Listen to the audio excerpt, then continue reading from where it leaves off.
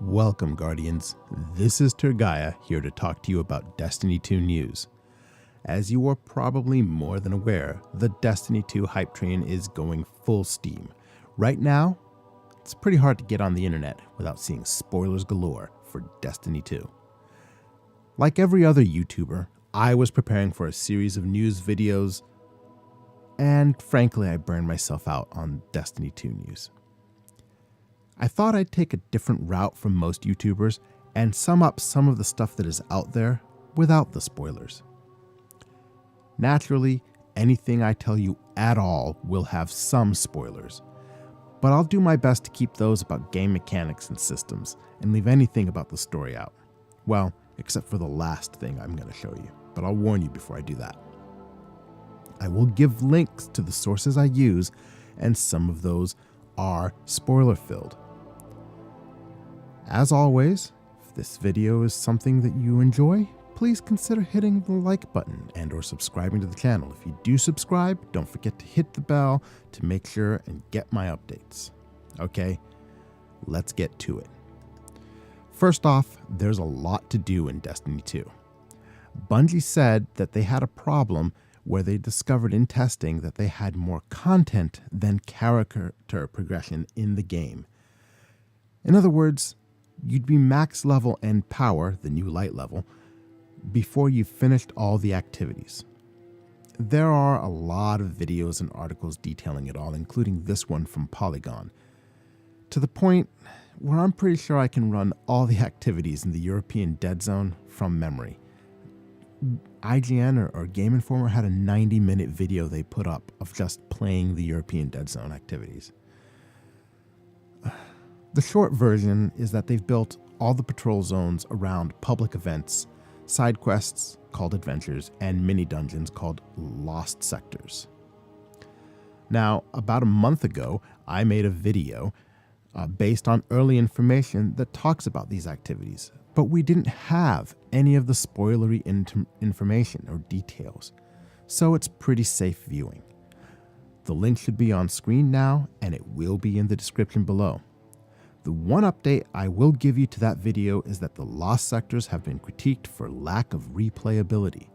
They don't seem to vary in the in-game builds that people have played so far, like traditional MMORPG dungeons do. Okay, moving on. Luke Smith answered questions from Twitter, which you can find in a 20-minute video from Wired on YouTube. Link will be in the description. His information is very spoiler-free. It's totally safe to watch, and you should watch it. One thing he tells us is the name of this rocket launcher thingy back here. I'm not going to tell you, watch the video. Another item he talks about is kinetic versus energy weapons. He explains that kinetic weapons have a higher precision hit multiplier, but against shields and supers, energy weapons are more effective. We kind of knew that, but he explains it more. He does talk about this mostly in the context of PvP. Just watch it. All right. Moving on, the Destiny subreddit has been about a buzz about the very positive reception the Destiny 2 beta has gotten from PC YouTubers and streamers. I've included a link to a spoiler-free clip of Dr. Disrespect's thoughts in the description below. Now, this guy, you might have guessed from his name, not known for being super kind to video games. So him having a positive review is kind of a big deal. All right. Speaking of the PC beta, one topic garnering a lot of salty debate is the support Bungie has for console controllers on PC. Right now, if you plug in a DualShock 4 or an Xbox One controller, it works just as if you had plugged it in to the console. That includes having a good dose of aim assist. The problem is this thing on screen now. It's called the XIM4, XIM4, which allows you see the two USB ports, to use a keyboard and mouse while emulating a controller. This means that the keyboard and mouse now has the aim assist intended for a controller. Everyone is angry about it, it seems, but there's no consensus. I may do a short video about it, but for now, I don't think it matters. Keyboard and mouse via controller emulation is inferior, in my opinion, to an actual controller and to a keyboard and mouse without the emulator. It's to do with the aim assist messing up the linear tracking of the mouse, so you lose the precision of the mouse. It's true, you are able to effectively aim with less skill, but everything else that you might try to do in the game is worse than if you were doing it with a controller or with a keyboard and a mouse.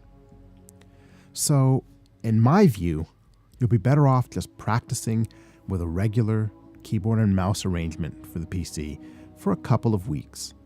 And then the pure keyboard and mouse will outperform the keyboard and mouse and aim assist combination. All right, enough controversy. Moving on, one of the things that has happened is that the trophies and achievements have been revealed. You only see one of these, I think, up on screen. Yeah, and that's the platinum. But reading the whole list is spoilery. There are 14 achievements. And like I said, if you read them, you will get spoiled. One of the things you'll get spoiled on is the name of the new raid and other story details.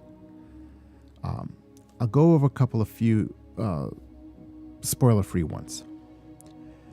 On screen right now, Traveler's Chosen is the platinum, and that's for getting all the trophies in Destiny 2. There's another trophy, I won't tell the name, for reaching what we think is max level, and one called the Life Exotic, just like in Destiny 1, and this one is for collecting 15 exotics. I've included a link in the description so you can read them yourself if you can't wait. All right. Moving on, there was this thing where someone in Poland somehow got a copy of the game early and streamed it for 5 hours.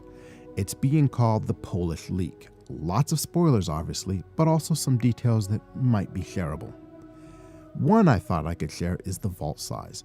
If you look here, it's kind of a blurry screen grab, but what you can see is that this is showing a combined weapons and armor vault size capacity of 200 items.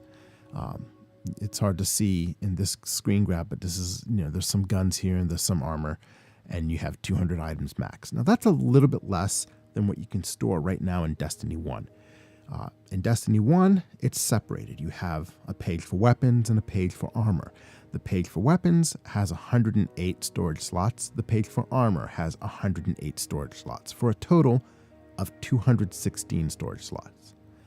So this is a step backwards from where we are in Destiny right now, but it's way, way more than we had back in vanilla Destiny. All right. That's it for all the truly spoiler-free stuff. We've reached near the end, and the next item is a little spoilery. If you really want absolutely no spoilers, I want to thank you for watching. Please don't forget to subscribe. Spoiler in 5, 4, 3, 2, 1. Okay. Give you a few extra seconds. This has to do with some concept art that harkens back to this episode of the original series of Star Trek from the 1960s. In this episode, the Enterprise and crew were fighting this giant planet-eating machine. Well, here's Bungie's concept art in Destiny, where they have a giant planet-eating machine that's busily gobbling up a planet. Now, you're going to see this concept art as you load Destiny into your console, presumably also the PC. As a matter of fact, that's where this came from. When people were loading the console, they screen grabbed this. Now, I think this is amazing. But here's the thing. While playing the beta, someone glitched out of the map on the inverted spire strike on Nessus, and they found that in the skybox on Nessus. Amazeballs. That is a note to end on. I want to thank you all for watching. As always, I really hope that you found this entertaining and that it wasn't too spoiler-filled. And I look forward to seeing you Starside Guardians. Until next time.